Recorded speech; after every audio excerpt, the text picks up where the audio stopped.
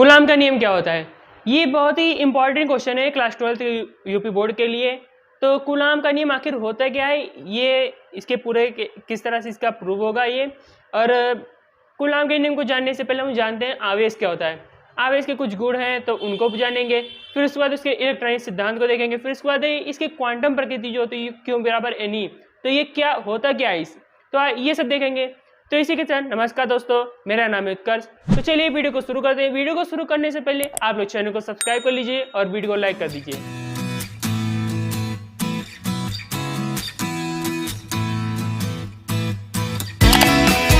तो चलिए देखते हैं वैद्युत आवेश होता क्या है। तो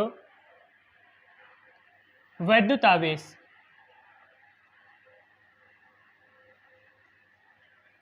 वैद्युत आवेश वस्तु का वैद्युत आवेश वह गुण है जिसके कारण जो एक वस्तु होती है वो अन्य वस्तुओं पर बल आरोपित करती है। जैसे मान लीजिए कोई ये वस्तु है, अब इसके बाद ये दूसरी वस्तु है, अब इसके द्वारा इस पर जो बल आरोपित किया जाएगा वही आवेश के द्वारा किया जाएगा। तो यही जो वस्तुएं होती हैं ये दूसरे वस्तुओं पर बल जो आरोपित करती हैं तो वो आवेश के कारण ही करती हैं। अब ये आवेश कितने प्रकार के होते हैं? ये दो प्रकार के होते हैं, एक धनावेश और एक ऋण आवेश।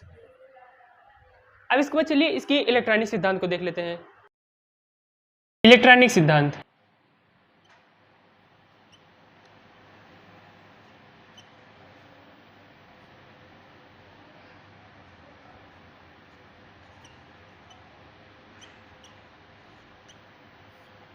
तो इलेक्ट्रॉनिक सिद्धांत होता क्या है? तो इस सिद्धांत के अनुसार जो परमाणु होते हैं, जो कोई भी परमाणु जैसे हो गया वो पदार्थों से मिलकर बना होता है। इस सिद्धांत के ये सबसे पहला कथन इसका, जो परमाणु होते हैं वो पदार्थों से मिलकर बने होते हैं।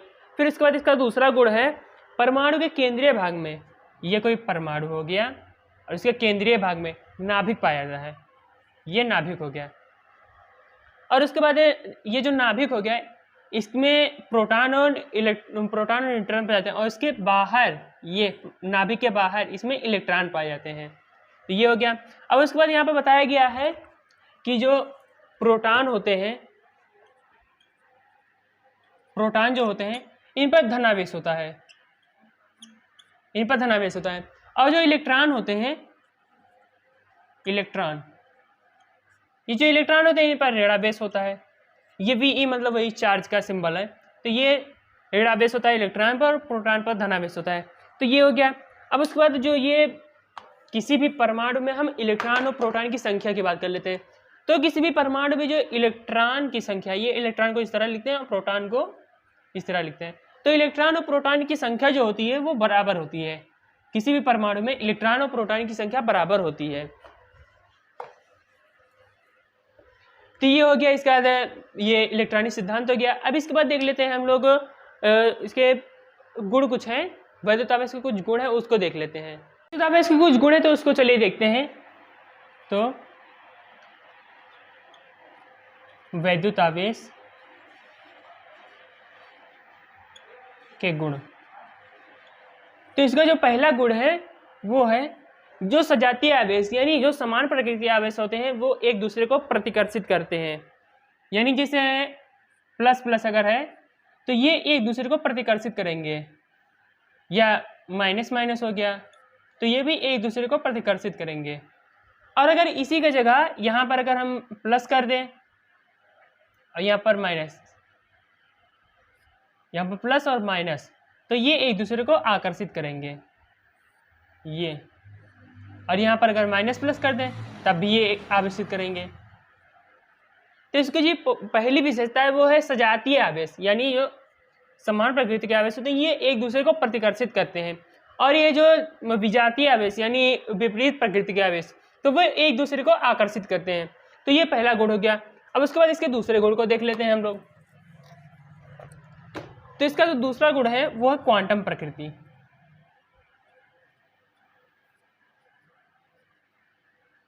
क्वांटम प्रकृति, तो इसमें जो इलेक्ट्रॉन व प्रोटॉन जो होते हैं उस पर स्थित आवेश को हम P से डिनोट करते हैं, यानी P। और उसके बाद इसी ही जो ये P होता है, जो इलेक्ट्रॉन और प्रोटॉन पर जो आवेश होता है उसे P से व्यक्त करते हैं, यानी इलेक्ट्रॉन और प्रोटॉन इस पर जो आवेश हुआ उसे P से व्यक्त करेंगे और इस P को हम लोग कहते हैं मूल आवेश, मूल आवेश। अब उसके बाद इस पर दिया गया है किसी वस्तु पर आवेश की मात्रा होती है वो इस मूल आवेश का पूर्ण गुणज होती है, यानी इसका यही कथन होगा जो मैंने सबसे पहले बताया था, Q बराबर Ne, Q बराबर Ne। तो यहाँ पर n क्या है, n जो है वो संख्या है, जिसे n बराबर यहाँ पर हो जाएगा 1 2 3। और उसके बाद यहाँ पर इलेक्ट्रॉन का जो आवेश होता है उस पर कितना चार्ज होता है उसे रख देंगे। तो इस पर जो चार्ज होता है वो होता है 1.6 × 10⁻⁻19 कूलाम, इतना को ये आवेश होता है। तो इस तरह से इसकी क्वांटम प्रकृति हो गई, यानी जैसे आवेश कई आवेश दिए तो उनको अगर हमको जोड़ना हो तो उसे हम आराम से जोड़ सकते हैं, जैसे जो सामान्य गणित के नियम होते हैं उससे हम जोड़ सकते हैं। यानी जैसे अगर यहाँ पर Q1 है, फिर उसके बाद दूसरा आवेश Q2 है, फिर Q3 है, Q4 है, अगर इनको सबको जोड़ना है हमको तो बहुत आसानी से जोड़ सकते हैं। यहाँ पर ये फॉर्मूला हो जाएगा इसका, Q बराबर Q1 plus Q2 plus Q3 अब डॉट Qn तक। जैसे मैंने पहले भी बताया था यहाँ पर n का मान 1 2 3 डॉट इनफाइनाइट ये हो सकता है। तो इस तरह से इसकी योगात्मक प्रकृति होगी, इस तरह से इसके आवेश के गुण हो गए। अब इसके बाद हम देखते हैं जो मेन फॉर्म इसके आते हैं हम कूलाम के नियम पर। तो कूलाम का नियम क्या होता है उसे देख लेते हैं। कूलाम का नियम, कूलाम का नियम, कूलाम का नियम। तो कूलाम का नियम होता क्या है, इसे किसने दिया था, इसे दिया था कूलाम ने, और उन्हीं के नाम पर इस नियम का नाम पड़ गया कूलाम का नियम। तो कूलाम का नियम होता क्या, चलिए देखते हैं इसको। तो किन्हीं दो बिंदु आवेशों के बीच, यानी हम कोई बिंदु आवेश मान लेते हैं, Q1 Q2 मान लेते हैं। तो यहाँ पर मैंने मान लिया Q1 और उसके बाद यहाँ पर मान लिया Q2। अब किन्हीं दो बिंदु आवेशों के बीच लगने वाला आकर्षण या प्रतिकर्षण बल, तो जैसे ये आकर्षित भी हो सकते हैं, जैसे अगर इनके बीच विपरीत आवेश है तो ये आकर्षित भी हो सकते हैं, और समान आवेश है तो ये प्रतिकर्षित भी हो जाते हैं।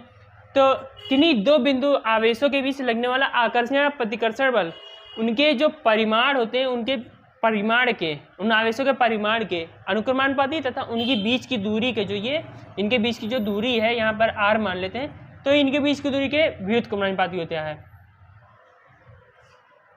इसका पहले देख लेते हैं, यानी इसके अनुसार जो यह प्रोपोर्शनल होगा वो होगा Q1 × Q2 के, और उसके बाद जो दूसरा कंडीशन बताया है कि इनकी बीच की दूरी के व्युत्क्रमानुपाती होगा, तो यहाँ पर यह प्रोपोर्शनल 1/r, बीच की दूरी के वर्ग के व्युत्क्रमानुपाती, तो यह प्रोपोर्शनल 1/r²।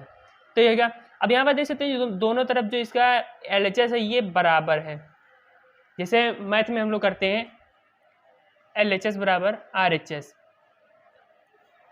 तो इसी तरह यहाँ पर भी हो जाएगा,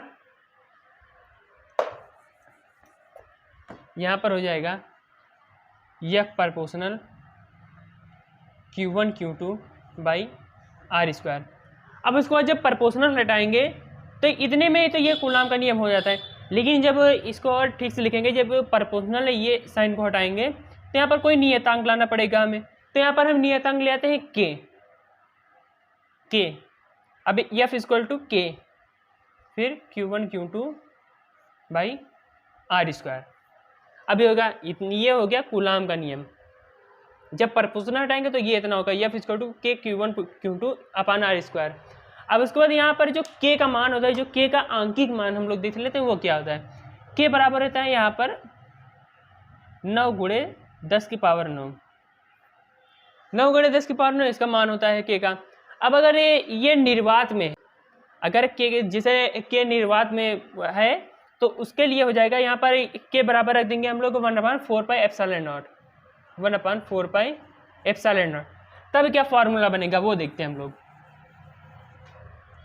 जैसे यहाँ पर पहले था f = k Q1 Q2 by r²। अब यहाँ पर k का मान हम लोग यहाँ पर ये रख देंगे 1/4 पाई एप्सिलॉन नॉट। तो यहाँ पर हो जाएगा F equal to 1/4 pi epsilon not into Q1 Q2 by R square. ये आया मेन फार्मूला कूलाम के नियम का। अब लेकिन यहाँ पर हम लोग जानते हैं पहले ये के होता क्या है, ऐसे नियतांक के तौर पर हमने लाया था इसे। तो ये होता क्या, ये अनुक्रमानुपाती नियतांक है, जैसे प्रोपोर्शनल का मतलब अनुक्रमानुपाती। तो ये अनुक्रमानुपाती नियतांक है, जिसे हम इसे कूलाम नियतांक भी कह सकते हैं। और इसका मान होता है 1 × 10 की पावर 9 × 10 की पावर 9 इसका मान होता है आंकिक मान। और यहाँ पर अगर हम देखें जैसे के का मान यहाँ पर 9 × 10 की पावर 9 था, तो इसी तरह यहाँ पर 1/4 पाई एप्सिलॉन नॉट का मान भी हो जाएगा 9 × 10 की पावर 9। ये तो यही होगा कूलाम का नियम। और ये बहुत ही इंपॉर्टेंट क्वेश्चन है, ये भी यूपी बोर्ड के लिए बहुत इंपॉर्टेंट है और ये इसके बहुत चांसेस रहते हैं आने के। तो आपने देखा मैंने किस तरह कूलाम के नियम को बताया, इसका सत्यापन किस तरह हुआ। तो इससे जुड़ी कोई भी डाउट अगर आप लोगों को तो प्लीज़ कमेंट बॉक्स में कमेंट करके पूछिए। तो आज की वीडियो में बस इतना ही। आशा करता हूँ आपको वीडियो अच्छी लगे। वीडियो अच्छी लगी तो वीडियो को लाइक करें और चैनल को जरूर सब्सक्राइब कर दें। मिलेंगे फिर कैसे किसी नए वीडियो के साथ, तब तक के लिए जय हिंद।